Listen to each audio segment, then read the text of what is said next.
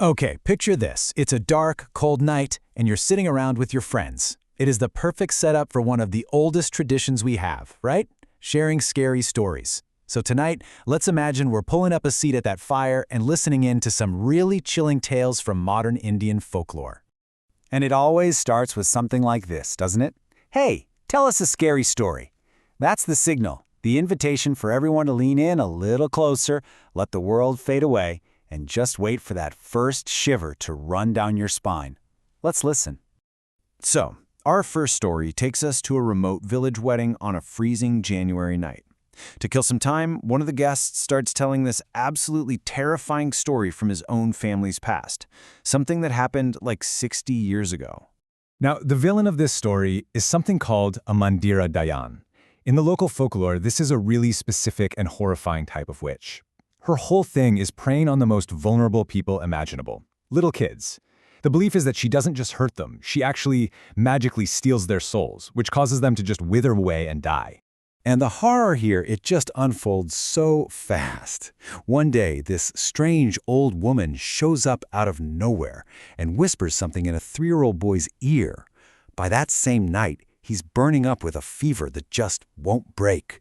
Weeks go by, no doctor, no medicine, nothing helps. He just gets worse and worse, until the family, totally desperate, turns to their very last option, a tantric. The family's absolute worst fears are about to come true. The tantric shows up, puts a hand on the boy's forehead, and gives this bone-chilling diagnosis. He doesn't offer a cure. He just gives a verdict. The Dayan has already taken the child's soul. He says his death is certain. So the plan, and you gotta hear this, it completely shifts. It's not about saving the boy's life anymore. It's about saving his soul after he's gone. It's an unbelievably grim strategy. They have to let the boy die, bury him, and then stake out the cemetery to ambush the witch when she comes to claim the body. Can you even imagine that scene? It's 3 in the morning, the witching hour. A dead silence is hanging over the graveyard where these guys are hiding. And then a shadow appears. They just watch, completely horrified, as this figure uses its long, sharp nails to tear open the fresh grave and pull the little boy's body out of the dirt. And this is where a story like this just bleeds into the real world. Just as the friend finishes his tale, he glances over and sees his own son, 4-year-old Shantanu, staring at a blank wall, just terrified. The little boy points and says, "Mama, that woman is very dirty. Tell her to go away." All right, so for our next story, we're jumping from an old village legend to something a bit more modern, a bit more urban. It's got that classic setup, a lone auto rickshaw driver working the late shift, driving down a totally empty road. He spots a woman standing by the road and pulls over to pick her up. But when he asks her for the destination, she gives him an address that sends a chill right down his spine. She wants to go to this specific yellow bungalow, a place he knows has a really dark reputation. So why is he so creeped out? Because everyone in the area knows the rumors about this house. They say it's haunted by a violent spirit that kills anyone stupid enough to go inside. The place has been abandoned for years, and yet this woman is telling him that's where she lives. So he drops her off, and she heads into this derelict bungalow to get the fare money. The driver's just waiting, staring at this dark, crumbling building. And then, something impossible happens. A light flicks on in a downstairs window. Then another one, on the second floor. All of a sudden, this abandoned house is alive.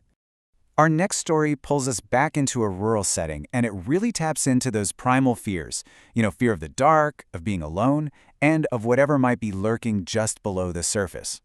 A young woman goes to fetch water from the village well before the sun is up, at that hour when she knows she'll be totally alone. Everything is absolutely still.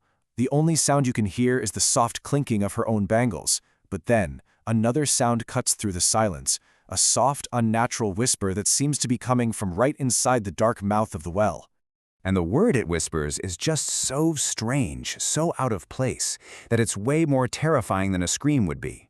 The voice just whispers one single word, over and over. Coffee. What could that possibly mean? This bizarre whisper just keeps echoing up from the well, grabbing her attention, pulling her closer. Of course she's scared, but she's also just confused. She feels compelled to figure out where this impossible sound is coming from. She starts pulling up the bucket, maybe thinking something inside it is making that noise. She heaves it over the edge, looks inside, and what she sees is just pure unfiltered terror. Floating in the water is a severed human hand. In her panic, she doesn't even realize the well rope has tangled around her ankle. Before she can run, before she can even really process the horror of what she just saw, something from inside that well yanks the rope tight, dragging her violently down into the darkness. Okay, our final story for the night, and this one is the most personal one we've heard.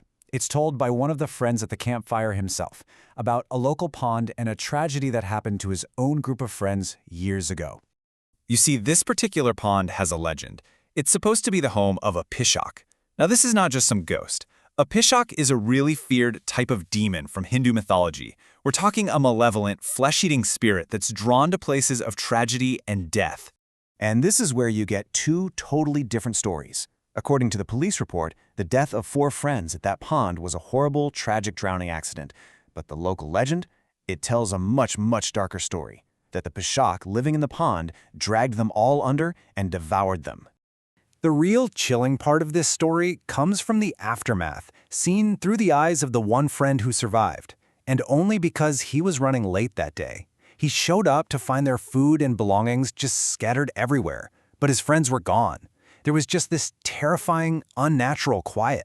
And the story ends on this note that is just so heartbreaking and incredibly eerie.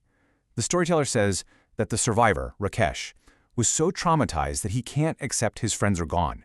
So once a month, he goes back to that pond with food to share a meal with the friends he believes are still there, just waiting for him right under the water. And that is where we leave the campfire. From ancient witches and haunted houses to hungry spirits, these tales, they really tap into our deepest fears. They give us a thrill, sure, but maybe they also serve another purpose. Which really just leaves us with one final question to ponder. Which of these are just stories, and which ones are warnings?